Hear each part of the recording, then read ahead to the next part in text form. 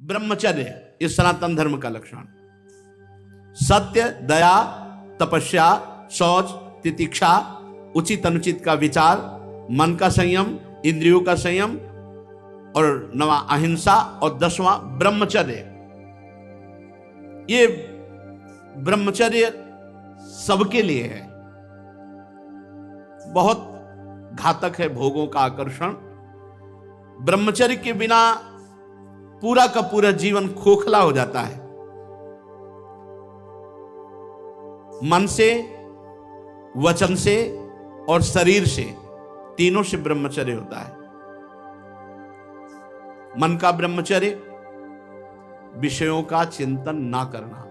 यहीं से नाश प्रारंभ होता है, पतन यहीं से होता है। ध्यायतो विषयान पुंसान संगास्तेषु उपजायते, संगात संजायते कामः, कामः क्रोधो भिजायते, क्रोधात् भवति सम्मोहा, सम्मोहात् स्मृति विभ्रमा, स्मृति भ्रंशात् बुद्धिनाशो, बुद्धिनाशात् प्रणश्यति। सबसे पहला पतन जो होता है वो विषयों का चिंतन होता है। ध्यायतो विषयान पुंसान, जब हम भोगों का चिंतन करते हैं तो हमें भोगों की आसक्ति प्रकट होती, फिर संग करने का मन होता है। संगास्तेषु उपजायते, जब हम विषयों का चिंतन करते हैं तो विषयों का संग करने का, विषय भोगने की इच्छा प्रकट होती।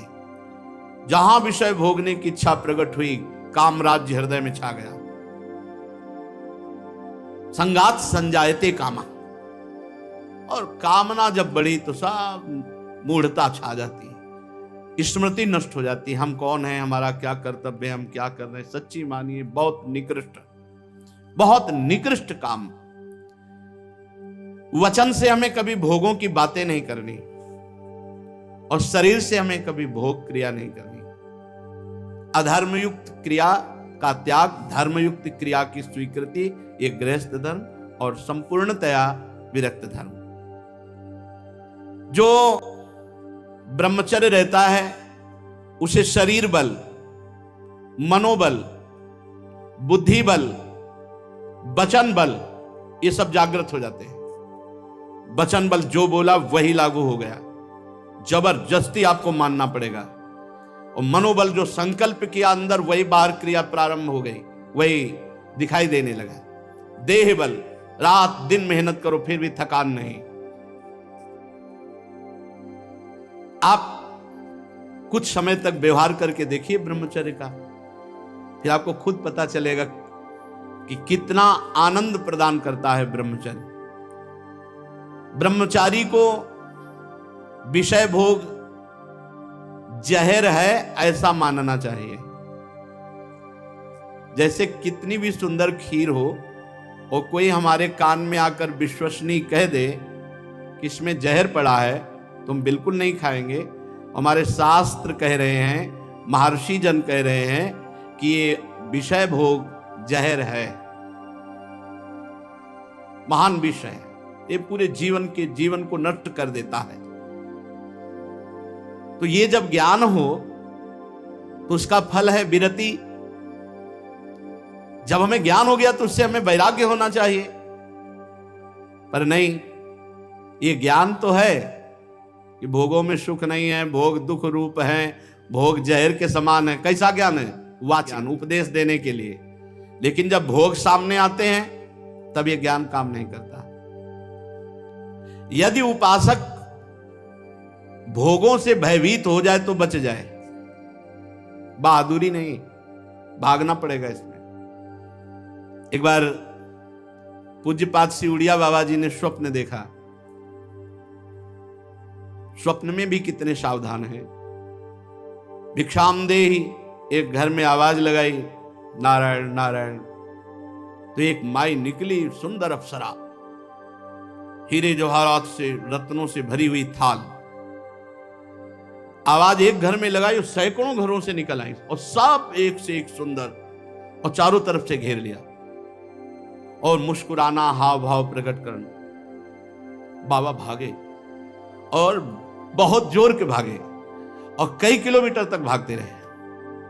फिर पीछे मुड़ के जब देखा कि कोई नहीं दिखाई दे रहा, तब खड़े होकर सांस ली। जब सांस ले रहे थे तो आंख खुल गई। आंख खुल गई तो नारायण नारायण नारायण। अच्छा हुआ कि स्वप्न में भी भागे, भागने से ही बचोगे। यहां जीतने के चक्कर में मत पड़ना, बहुत धोखा है, ये मन बहुत धोखेबाज है। यदि कोई विषय से ऐसा भय रखे जैसे सांप, बिच्छू या सिंह, कोई सांप आके गले लगना चाहे तो आप क्या करोगे? भागोगे ना। और बाघ देख लो, सिंह देख लो, भागोगे ना। ऐसे ही विषय भोग की इच्छा वाले कोई शरीर तुम्हारे नजदीक आ रहा है और तुम्हें भय नहीं लग रहा है, इसका मतलब है मरना चाहते हो, भ्रष्ट होना चाहते हो, नष्ट होना चाहते हो। सिंह आ रहा तुम्हें भागना नहीं सुनाई दिया, सांप दौड़ रहा तुम्हारी तरफ भागना नहीं सुनाई दिया, ऐसे ही भोग तुम्हारी तरफ आ रहा तुम भागे नहीं, मरना चाहते हो, मरोगे तुम। कोआ मदांधो मदना तुरुआ, भगवान शंकराचार्य जी से पूछा, को अंधों में बड़ा अंधा कौन है? बोले जिसको काम सता जाए, जो काम से युक्त हो गया, काम से व्याकुल हो गया, वो सबसे बड़ा अंधा है, वो कुछ नहीं समझ पाएगा। आप बड़े मजे से भोग को देखते हैं और भोगते हैं और फिर विचार करें ब्रह्मचर्य असंभव। जैसे जलेबी है, एक बार चख लिया तो जलेबी नाम लेते ही वो कुरकुराहट वो मुंह में आ जाएगा, नहीं आ जाएगा? इसे कहते हैं तृष्णा। भोग भोगा, अब वो तृष्णा जहर की तरह तुम्हारे हृदय में बस गई। अब वो भगवान निकाले तो निकाले, नहीं तो पूरा जीवन भर मार देगी। भोगों का जहर तृष्णा, तृष्णा। अनंत जन्मों से हम भोगते चले आ रहे हैं, इसलिए हमारी परवशता हो गई है। परवशता, इंद्रिय और भोगों में विवशता, हम हार चुके हैं।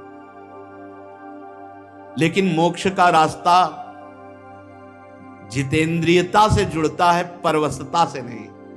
इसलिए आपको एक इंद्रियों के भोगों से जीतना पड़ेगा, लड़ना पड़ेगा। भटकते रहने से ये जन्म भी चला जाएगा, जैसे और जन्म चले गए।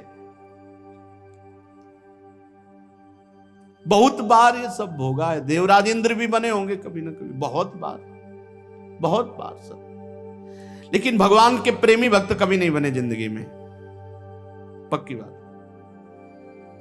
इस बार अवसर मिला है भगवान से प्रेम करने का। कोल्ले अल्लाह जी के चरित्र में नहीं आता कि बचपन से बैरागी, वो एक राजा की उपवन वाटिका में वो शयन कर रहे थे, वहीं वो सब राजकुमार और सब वैभव सब देख करके उनके मन में ऐसी लालसा आ गई कि यार ये सुख तो बहुत बढ़िया है। तो भगवत प्राप्ति रुक गई और उनका अगला जन्म हुआ और राजकुमार से मित्रता हुई और सारे भोग उनको मिले। अगर कोई वासना लेकर इस मार्ग में, तो फिर पहले वासना पूर्ति होती है। ये मन मकड़ी के जाले की तरह वासना बुनता रहता है, छोड़ दो इसे, बस ये अपना काम करता है और हमको फंसाता है। जाल ये बुनता है और फंसाता हमको है। इसीलिए उपासक मन के जाल को बनने ही न दे। राधा राधा राधा राधा, वो कहेगा नहीं सुनो ऐसे से ऐसा, राधा राधा, वो आपको फंसा नहीं पाएगा। ये तमोगुणी राक्षसी आहार विहार करके आप सच्चिदानंद भगवान को नहीं नहीं मान जाओ। जहां प्याज लहसुन जैसे ये तमोगुण होने के कारण बहुत पवित्र वस्तु की तरह प्रकट होते हैं, कोई अपवित्र वस्तु थोड़ी। अब देखो, जहां आलू प्रकट होती है, शकरकंद प्रकट होती है, ठीक उसी खेत में वैसे ही ये प्याज लहसुन प्रकट होते हैं। ये कोई ऐसा थोड़ी कि हत्या वाला दोष या किसी तरह गलत तरह से बनाया गया पदार्थ हो। ये तो प्राकृतिक है, पर इसका गुण घोर तमोगुण है। बस तमोगुण के कारण इसका त्याग किया गया है। इसीलिए संत महात्मा जन इसका त्याग करते, तमोगुणी आहार इसको नहीं पाते। फिर जहां और राक्षसी प्रवृत्ति के आहार विहार है, तो फिर वो ये मन मकड़ी की तरह जाला बुनता और हमको फंसाता है। ये छह हमको हर समय फंसाए रखते हैं, काम क्रोध लोभ मोह मद मत्सर। यदि ब्रह्मचर्य रहना है तो हमें बहुत संभालना है तीन को। वाणी से हमको कभी भी ब्रह्मचर्यहीनता वाली बातें नहीं करनी। बहुत बिल्कुल अनुभव की बात कह रहे हैं, अगर आपको जम जाए तो निकल जाओगे। किसी भी तरह से अश्लील बात, गंदी बात वाणी से नहीं निकालनी। मौन हो जाओ, मत बोलो। बहुत चीजें ऐसी होती हैं जो अनुभव करके बोली जाती हैं। वाणी से आप रोज किसी से कहो झूठी ऐसे, मैं आपके बिना नहीं जी सकता, मैं आपके बिना नहीं जी सकता। एक दिन आपके मन में आ जाएगा मैं आपके बिना नहीं जी सकता। एक दिन आप स्वीकृति स्वयं में कर लेंगे कि मैं आपके बिना नहीं जी सकता। वाणी से बोलते रहो, तुम देख लेना एक दिन किसी एक से बोलते रहो मैं आपके बिना नहीं जी सकता। फिर दूसरे दिन बोलना मैं आपके, कुछ दिन में मन से आ जाएगा मैं आपके बिना नहीं जी सकता। फिर स्वयं में आ जाएगा मैं आपके बिना नहीं जी सकता। जब हम वाणी से गंदी बातें करते हैं तो तुरंत मन उसका चिंतन करता है और वो उल्लसित हो जाता है। इसलिए वाणी से पहला ब्रह्मचर्य। हमें रसना कटो जो अन्न रटो। अन्न बात जो प्रियालाल से विमुख करने वाली बात, जो कुत्सित बात, विकारें, जो विकार बढ़ाने वाली गंदी बात है, वो हमें नहीं करनी। नियम ले लो, नहीं करनी। आज से नियम ले लेते। जितने लोग कथा सुन रहे हैं, कोई इसमें पैसा लगने की बात नहीं। वाणी से हम गंदी बात, अश्लील बात, गलत बात नहीं बोलेंगे। वाणी का ब्रह्मचर्य। वाणी से गंदी बात नहीं बोलेंगे, अश्लील बात नहीं बोलेंगे, जो भगवत विमुख करने वाली बात है हम नहीं बोलेंगे। नियम ले लो, कोई कसम खाने की बात थोड़ी है। नियम ले लो, जहां ऐसी बात आवे आप मौन हो जाओ। दूसरी बात, श्रवणेंद्री से हम कभी अश्लील बात नहीं सुनेंगे, गंदी बात नहीं सुनेंगे। बहुत प्रभाव पड़ता है, बहुत प्रभाव पड़ता है। श्रवणेंद्री से जो हम सुनते हैं उसका तत्काल मन पकड़ करके मनन करता है और वो उसी तरफ चल पड़ता है जिस तरफ की बात हम सुनते हैं। और नेत्रेंद्री से जो हम देखते हैं वो बहुत तुरंत प्रभाव पड़ता है। देखो, नेत्रेंद्री से ऐसी कोई ग्रंथ मत पढ़ो, कॉपी, ऐसी पुस्तिका जो ब्रह्मचर्यहीनता वाली है। ऐसे कोई दृश्य मोबाइल से मत देखो जो ब्रह्मचर्यहीनता वाले हैं।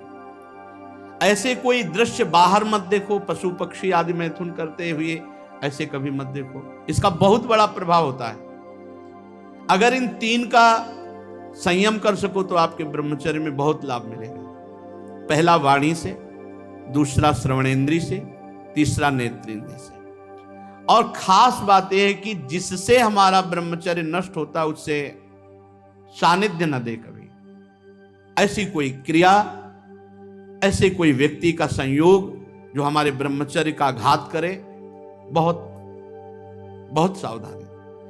पर ये ऐसा दलदल है कि एक बार जो फंस गया भगवान निकाल सकते हैं। जिस समय मन अपने स्वरूप में आया वो सब करवा लेगा। बहुत विचित्र है, बहुत विचित्र है, बहुत विचित्र मन का खेल। हमें ऐसा कोई रिश्ता, नाता, कोई संबंध जो हमारे ब्रह्मचर्य को नष्ट कर रहा है, दूरी बनानी चाहिए। और भोजन का ब्रह्मचर्य पर बहुत बड़ा प्रभाव है। यदि आप अधिक मिर्च वाली, घर में ही बना के करें, अधिक मिर्च वाली, अधिक तेल घी वाली ये पदार्थ पाएंगे तो ब्रह्मचर्य स्वाभाविक नष्ट हो जाएगा बिना किसी क्रिया के। ब्रह्मचारी को एक बीमार की तरह भोजन पाना चाहिए।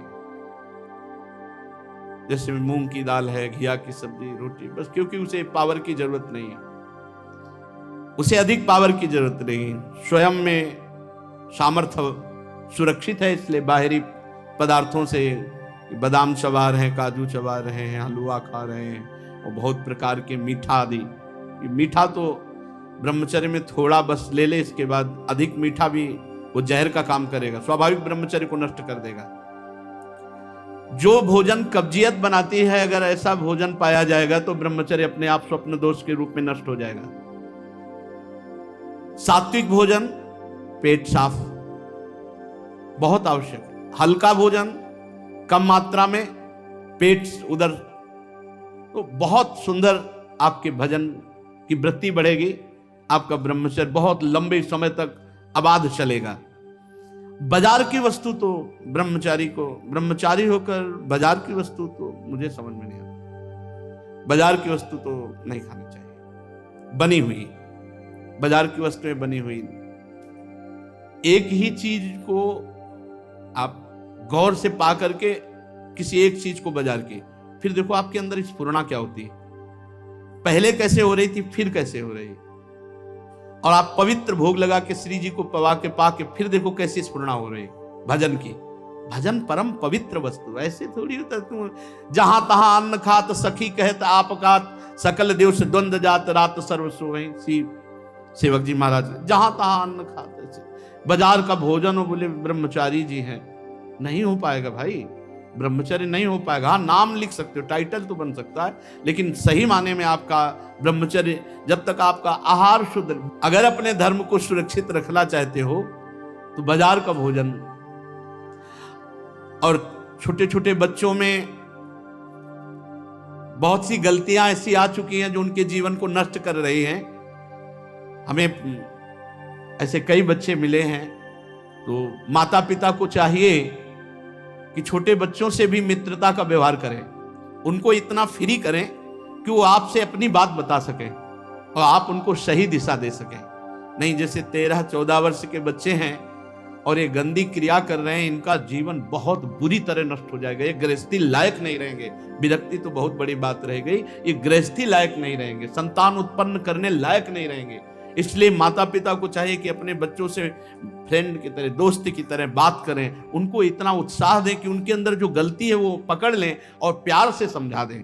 अगर हम बार बार बच्चों को समझाएंगे, नए नए बच्चे अभी गलत मार्ग में जो जा रहे हैं वो सुधर जाएंगे। हमारे सनातन धर्म का लक्षण है ब्रह्मचर्य।